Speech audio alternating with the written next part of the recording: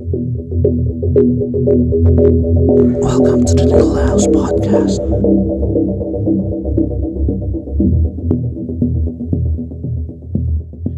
Hey yo, what is up you guys and welcome back to the Needle House Podcast. This is your boy Marcus II. Kamusta na kayo? Sana okay lang kayo lahat. Ako eto, okay naman.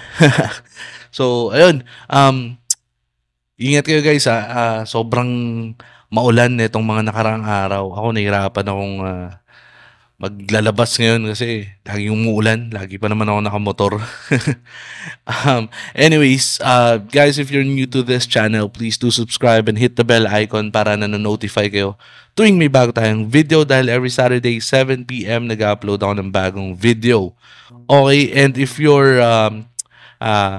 watching this dito sa YouTube channel natin, may kung hindi niyo pa alam, no, mayroon tayong Spotify channel din, no. Just search The Needle House Podcast and follow me. At leave na rin kayo doon ng 5-star para kapag nagda-drive kayo or you wanna listen, 'di ba? To podcast, pwede kayong makinig. No, pwede niyo rin yung i-home sa phone niyo para nakikinig lang kayo, no? And if you're listening naman from Spotify, may YouTube channel tayo. Subscribe kayo doon, okay? Same title, The Needle House Podcast. At eto na nga. Ano bang pag-uusapan natin ngayon? Well, eto, siguro kasi dahil madalas ko tong nababanggit, no, na right now I'm not really doing tattoos that much, no? Kasi focus ako sa trabaho. And naitanong sa akin, bakit nga naman hindi ka nagtatattoo? Bakit friends and families lang? Hindi ka ba kumikita sa tattoo? So, ayun, pag-usapan natin yan, no? Can you really be able to earn, no, sa pagtatattoo? Parang, ito kasi, no, marami kasing mga, siguro napansin din nila, no? Ang dami ng mga nawala na tattoo artist, mga tumigil, no? Mga nagtrabaho din. At pwede nga ba tayong parang pwede bang maging main source of income ang pagtatattoo? Well, eto, masasagot ko yan siguro by experience, no? Ako kasi noon kasi ako nagsimula ako mag-tattoo, nag-aaral pa ako, no? And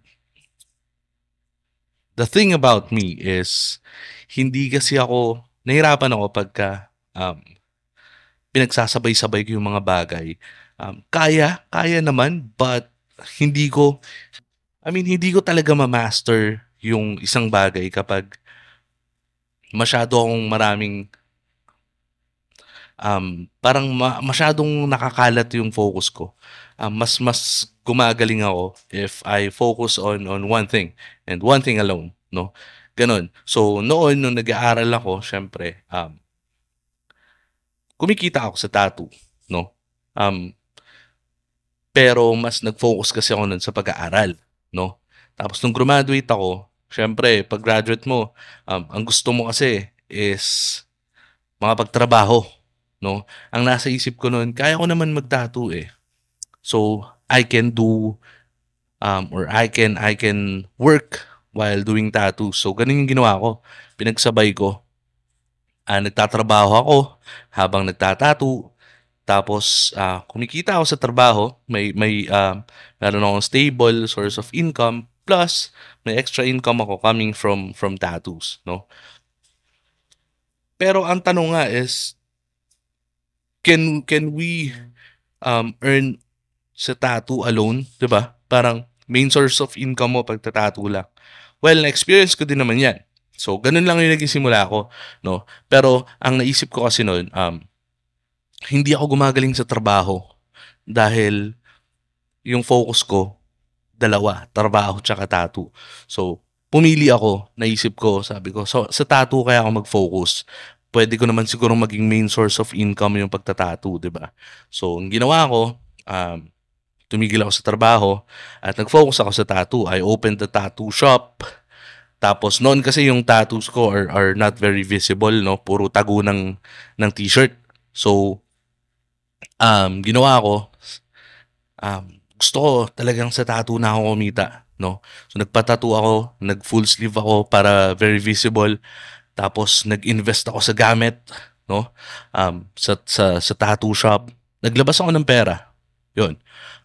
Kasi para sa akin, no, you can't really parang achieve your goal if half-assed lang yung ginagawa mo. I mean, isang paa lang yung nakapasok tapos yung isang paa mo nasa labas, 'di ba? Um para sa akin to mga kasabot. For me, you should parang dive parang straight on, head first.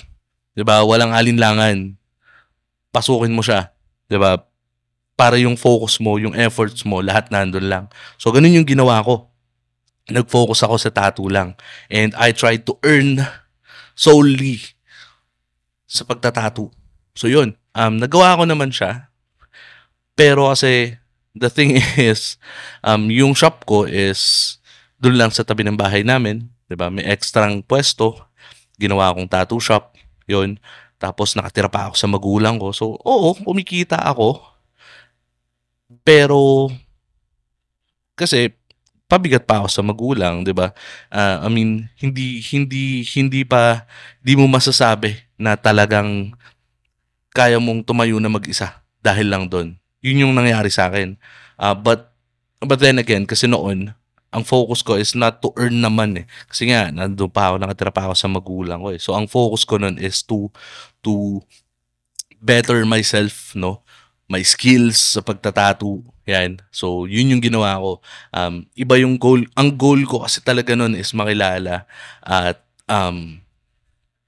makatulong din sa iba ng mga artist. So, ang ginawa ko is hindi ako nag-focus sa pagkita. Nag-focus ako sa pangalan ko as a tattoo artist. Sa craft ko as a tattoo artist. So, ganun yung ginawa ko. Pero,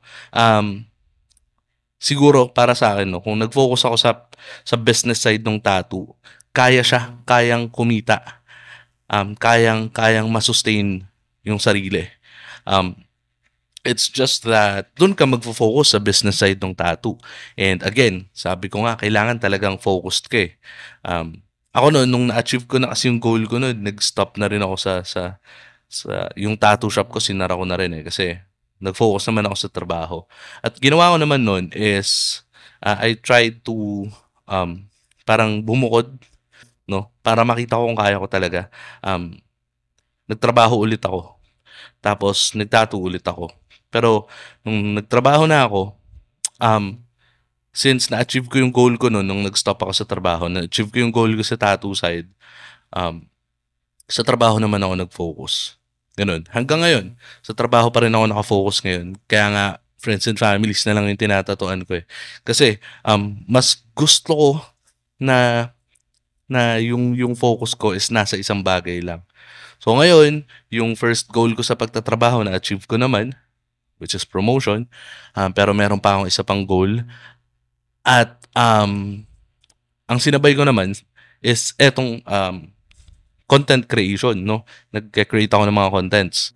Um, so pinagsasabay ko na naman. That's why talagang yung tattoo is isang tabi ko. Pero, yun lang yung sa'kin 'no. But going back to the topic 'no, if you really wanna earn from tattoo 'no, as in eto yung magiging main source of income mo, para sa'kin, what you have to focus on is yung business side talaga ng tattoo. Kasi, maraming factors yan, eh. Marketing, 'di ba? Advertisements and all. Buti ngayon, dami ng, means of marketing, 'di ba? May social media, right? May mga tattoo groups, tattoo page, TikTok, Reels, YouTube, 'yan. Ang dami ng venue para sa tattoo. So, mas madaling i-market yung tattoo shop mo, 'no? Bakit ko nga ba laging binabanggit yung tattoo shop? Kasi, para sa akin, if you really wanna earn from tattoos alone, para sa akin mas maganda yung may shop ka. Kasi kapag naka-work, pag hindi naman hindi work from home, sorry. Kapag parang nagho-home service ka lang, no? Hindi naman sa nilalang ko yung home service. Um, yung effort mo mas mababawasan eh, 'di ba? Para sa akin sabi ko nga dapat fully committed ka. So magtayo ka ng tattoo shop kasi magkakaroon ka ng monthly bills, right? So kapag meron kang monthly bills, wala kang choice kundi mag-focus sa pagtatattoo. Kasi kapag hindi ka kumita, wala kang pambayad ng bills, 'di ba? So ganun yung magandang gawin is talagang mag-invest ka, mag-effort ka para talagang yung buong focus mo, yung buong effort mo nandoon lang sa tattoo. Sabi nga ni Deadpool, 'di ba? Maximum effort. So 'yun. Para sa akin talaga kung sa tattoo mo gustong kumita, tattoo shop. Di ko sinasabing mas malaki kita ng tattoo shop, but of course, it's more professional, no? At mas madaling maningil kapag may tattoo shop ka kasi syempre mas makakapagtaas ka ng presyo, 'di ba? Kasi nga may shop ka. Ano pa? It's more professional, no? Kapag meron kang tattoo shop. Tapos, isa pa diyan is marami kang puwedeng isabay, no? Puwede kang magbenta ng merch, right? 'Pag may shop ka, hindi lang yung mga magme-message sa'yo yung customer mo, eh. You also have walk-ins, right? So, ang laking bagay nun. So, kailangan talaga isipin mo yung business side ng tattoo. Kasi, um, kung sa tattoo ka lang nakafocus, sa craft mo lang, at wala kang alam sa business side, 'di ba? Mahirapan ka talaga na um, maging main source of income is yung tattoo lang talaga. Kasi ako, experience ko yan no, nung may shop ako. Hindi pa ako, although may management ako sa course ko, hindi ako ganun kagaling sa marketing, no? At hindi rin ako ganun kagaling mag-handle ng business. I'm not the best business owner, no, para sa akin. Kaya hindi talaga ako, feeling ko, para sa akin hindi akma sa akin na maging main source of income ko is yung tattoo. Plus, isa pa, isa sa talagang nagpabagsak ng parang ng sarili ko nung nagnenegosyo ako is nagkaroon ako ng, one time nagkaroon ako ng isang buwan mahigit, no? Wala akong customer kahit isa. So dun ko naranasan, grabe ang hirap pala 'pag gano'n, 'no, na wala kang extra income. So, ang ginawa ko nun is, um, nagbebenta ako ng, kasi siyempre may pera din naman ako nun, may ipon ako. Ginagawa ko is nagbenta ako ng mga t-shirts, 'di ba, ng mga cap, 'yan. Tapos nag-offer na rin ako ng mga, painting, 'yan, customize ng sapatos. Ang dami, ang dami kong ginawa. Pero ang maganda kasi dun dahil nga may shop ako, 'di ba? Kaya sinasabi ko sa inyo if you wanna focus on the business side ng tattoo, maganda may shop ka kasi kapag there will be times na talagang wala kang magiging customer, 'no? 'Wag sanang mangyari sa inyo pero ako kasi na-experience ko siya at nung na-experience ko yun talagang sobrang hirap, as in wala kang customer. Iniisip ko nun paano kung umuupa ako. 'Di ba? Paano kung yun yung nasa isip ko nun, eh, mga what if, 'no? What if papagatas ako, ta's wala akong customer, walang papagatas, 'di ba? Ang hirap. So, kaya maganda talaga may shop ka, eh, kasi nadadagdagan yung talagang puwedeng maging source of income mo. Pero siyempre depende 'yan. Paano kung sobrang galing mo talaga, sobrang sikat ka na? Well, kung gano'n siguro hindi ka nanonood sa'kin ngayon. Kasi most of, mga nanonood talaga sa'kin is mga nagsisimula pa lang, mga bago pa lang na tattoo artist, 'di ba? Mga gusto magkaroon ng idea, makakuha ng insights galing sa mga experience natin na mga tattoo artist na matagal na. Ako, I've been tattooing for 15 years na yata. Almost 15 years na. Oo, 15 years na. Oo, 15 years na. And yung experience ko kasi is, or yung mga talagang sinishare ko dito sa mga contents ko is talagang based on experience, no, mga kasabwat. Kasi, ang hirap naman magturo sa inyo if hindi ko siya na-experience. So, ako, sa sarili ko, by experience, is hindi nag-workout yung ginawa ko na main source of income ko is tattoo. Parang yun lang. So, sana sa inyo, kung kayo gagawin nyo, sana mag-workout sa inyo. Kasi marami naman ako nakita na ganun, no? Na yung main source of income nila is talagang pagtatato lang. Pero most of them talagang mga sikat na or merong mga asawa na nagtatrabaho din na dalawa silang kumikita. Pero kung yung sarili mo lang, as in ikaw lang, mahirap siya. So, kailangan talaga mag-effort ka. Hindi lang naman sa tattoo but lahat din naman ng business, no? Kailangan talaga maximum effort ka eh. Kasi kung hindi mo ibibigay yung 100% mo, wala, hindi ka talaga kikita kung aasa ka lang sa swerte, no? Pero overall, yun. Ang tanong naman kasi is, pwede ba? Kaya bang maging main source of income ang pagtatato? Well, kaya naman siya. Kaya naman. Nagkaroon din naman ako ng times na talagang sobrang na-boost yung confidence ko nun na araw-araw may customer ako. 7 days a week, no? Hindi ako tumatanggi kahit sino, kahit ano pa yan. Talagang nagtatato ako. Kahit may shop ako, nag-home service pa din ako. As in lahat, kinuha ko. Sobrang sipag ko noon nung times na yun. Social media, post ako lagi. Mga groups, yan, nagpupunta ako sa mga events. At as in, lahat ginawa ko noon. At it paid off, 'di ba? Kumita naman ako noon. Pero dumating din yung time kasi nung may shop ako na nag-focus naman ako sa pangalan ko.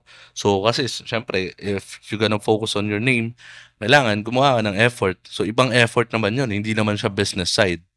So ganun yung nangyari sa akin. Kaya hindi rin ako parang nawala yung focus ko doon sa pagkita. Pero kung talagang doon ka magfo-focus, kakayanin siya eh. Kasi ang dami kong kilala na may tattoo shop na as in sobrang tagal na nung tattoo shop nila. Yun lang naman yung source of income nila. At hanggang ngayon, going strong pa rin. Sobrang ano pa rin sila. Doon pa rin sila kumikita. Pero most of them, as in talagang sikat na talaga at magagaling talaga. Pero syempre, sa ating mga or sa mga subscribers ko na mga nagsisimula pa lang, sa mga nanonood dito na nagsisimula pa lang, bago pa lang, or walang idea sa pagbe-business, um, kailangan pag-aralan nyo talaga yung business side. Kasi kahit naman sobrang galing mo mag-tattoo, ako may kilala akong gano'n, sobrang galing mag-tattoo pero hindi nagsa-success yung business niya. Kasi nga hindi siya magaling sa marketing or dun sa business side ng tattoo, 'di ba? So, maraming factors na kailangan mong malaman or kailangan mong matutunan. Kaya kung magtatayo ka ng shop, hindi puwedeng bara-bara lang. Mag-aral ka din, pag-aralan mo rin yung business side, marketing, advertisements, 'di ba? Ang dami. Kailangan matuto ka din sa um, saan mo ba ilalagay yung tattoo shop mo? Ano ba yung target market mo? 'Di ba? Alam mo, ang daming factors. So kailangan matutunan 'yun, malaman nyo kung um, paano nagpapaikot ng negosyo, nagpapaikot ng pera. At syempre, ah kailangan hindi mo pa rin pinapabayaan yung craft mo, yung tattoo. Hindi naman puwedeng sa business side ka lang naka-focus. Kasi, before everything else, you're a tattoo artist, 'di ba? Although you're a businessman, 'di ba? You're a business owner, you're a tattoo artist pa din. So, dapat hindi mawala yung craft mo dun, yung art mismo, yung pagta-tattoo. Kasi baka makalimutan mo na siya na maging negosyante ka na lang, hindi ka na tattoo artist. Pangit naman 'pag gano'n yung nangyari. Nawawala yung yung sense nung pagiging tattoo artist mo. Yun. Yun lang naman. Sana marami kayong natutunan, no? Sana naiintindihan nyo rin yung mga pinupunto ko, no? Alam ko, hindi rin talaga dapat ako yung nag-explain nito kasi hindi nga ako nag-success dun sa business ko na tattoo shop. Pero, ang gusto kong matutunan nyo is yung mga naging pagkakamali ko, yung mga naging pagkukulang ko, para at least hindi nyo magawa. Diba? Ayun, yun lang naman. Again, kung hindi ka pa nakasubscribe or nakafollow, please do subscribe and follow me. Hit the bell icon para ma-notify ka sa mga bagong videos and leave 5 stars. At like nyo na rin tong video kung nagustuhan nyo to. Okay, yun lang naman. Peace out. Welcome to the Little House Podcast.